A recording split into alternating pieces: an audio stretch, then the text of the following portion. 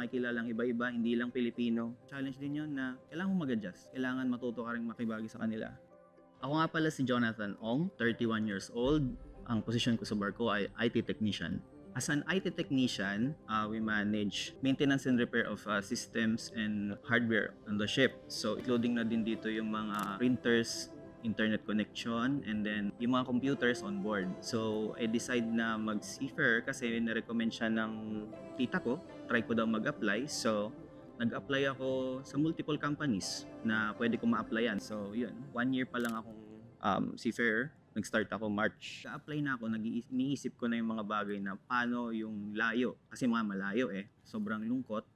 And then, pangalawang buwan, homesick agad.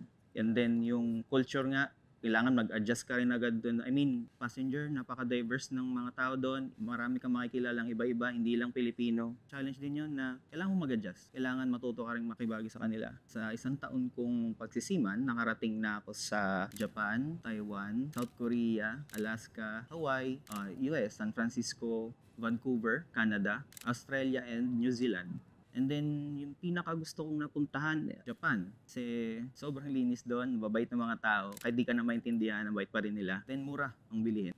Least favorite, wala. I mean, lahat magaganda. Mas gusto ko lang talaga yung Japan. Actually, nag-start ang araw ko pagising ko ng 6 a.m. Prep na ako noon kasi ang duty ko starts at 7:30. So, after ko mag-prep, 7, nandun na ako sa office, mag-check na kagad ako ng emails. Pagdating mga 8, mag-check naman kami ng devices namin, maintenance. So, mag-check kami kung may error or alert sa mga hardware tsaka software. So, mag-check naman kami na ticketing system. During nagtatrabaho ako, ang na-encounter kong problema or issue, laging strain sa amin sa trabaho namin, mga guest, client or guest na kausap namin.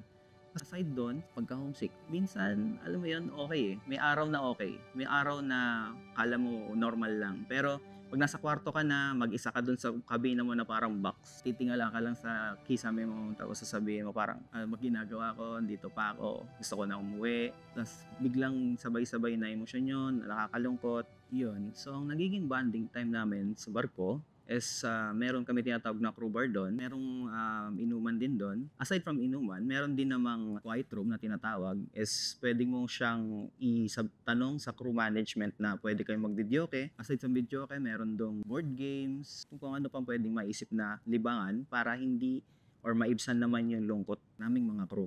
Meron na rin akong nakitang crew member. Hindi siya lapit sa akin pero madalas ko nakakausap na crew. Yung allotted na pera niya para sa internet, hindi yung makakatawag. Kulang. So, pang chat-chat lang. Paminsan-minsan, pagkano, pinapautang ko ng pangtawag, meaning dinadagdagan ko ng konti para yung promo or yung package na magamit niya is yung pwedeng video call. Kasi medyo mahal din yung internet sa barko eh. Ang daily internet para makatawag ka ng maayos, ang bayad doon is $5 a day. Kung gusto mong makatawag ng maayos, yun yung video call and open sa lahat. Pero pag chat lang, $250. So what keeps me motivated na pagtuloy pa rin sa pagsampa sa barko is actually yung pay. Sa pagbabarko, USD ang pay. So US currency, ang palitan, mas malaki ang palitan natin dito. Kaya kailangan talagang mag-ibang bansa to support my family, tapos yung magiging pamilya ko. Kasi nga, engaged na ako, building up for the future para maging komportable ka sa hinaharap. Yung gusto mong puntahan, mapupuntahan mo. Yan, magiging secure. Short term ko lang na goal is yun. Makapag-ibers ako, makapagpundar ako ng bahay para hindi na kami mag-upa. May tamang ipon, tabi. Pag gusto ko magbakasyon na 1 taon, kahit di muna ako sumampa na 1 taon, may backup ako. Yun yung short term. Pero in the long term, kung kaya ko pa mag 10 years, 15 years, yan, gagawin ko siya.